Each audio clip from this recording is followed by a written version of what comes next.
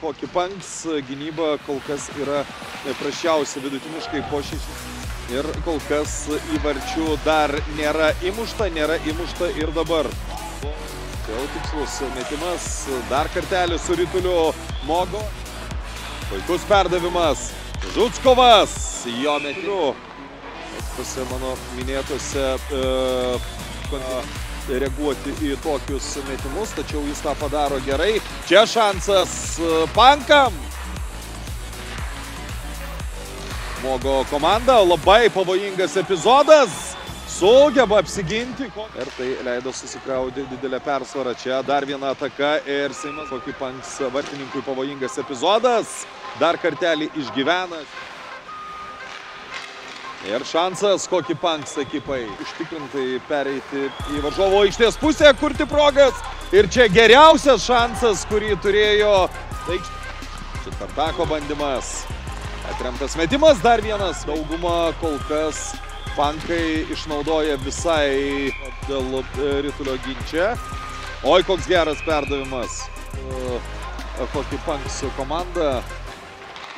Čia pavojingas epizodas ir šį kartą jau ir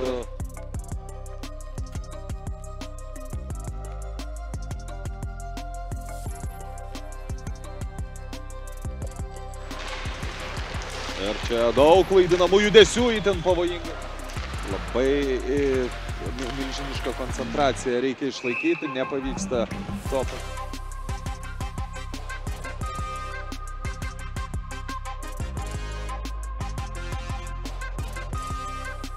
Bent kažkokį pavojų sukurti varžovams. Čia šansas ir Hockey Punks.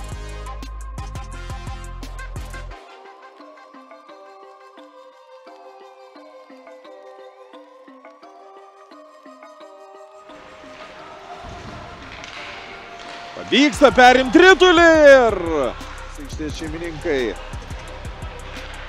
Čia pavojingas epizodas. Čia koks pavojingas kontrišpuolis ir dabar jau progą turi kontrišpuolis ir 2-2. Pavyksta lyginti rezultatą.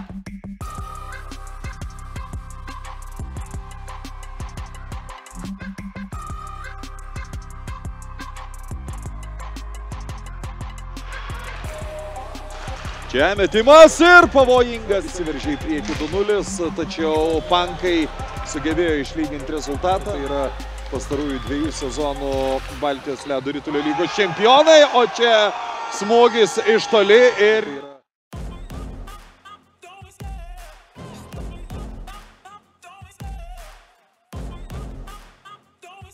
žaidžiant skirtingomis sudėtimis. Čia pavojus ir 4-2. 4-2. Play the game like it's nothing. I'm always thankful for something. Don't take for granted, stay humble. Now wake up. It's time to look at the enemy. Look in the mirror if he is no friend to me. It's not working out, maybe it's the chemistry. Na ir po vieną kartą, oi, čia labai greitas atsakymas.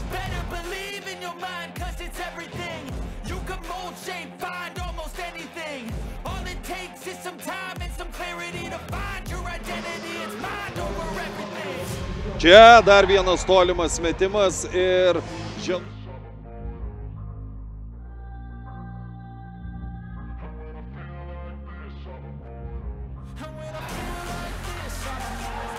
dar vienas, oi, kaip gražiai žaidinėjimas Ritulys ir čia kyla, kiekybinio pranašumo neturėjo. Kol kas drausmingai gynyboje atidirba ir čia koks metimas ir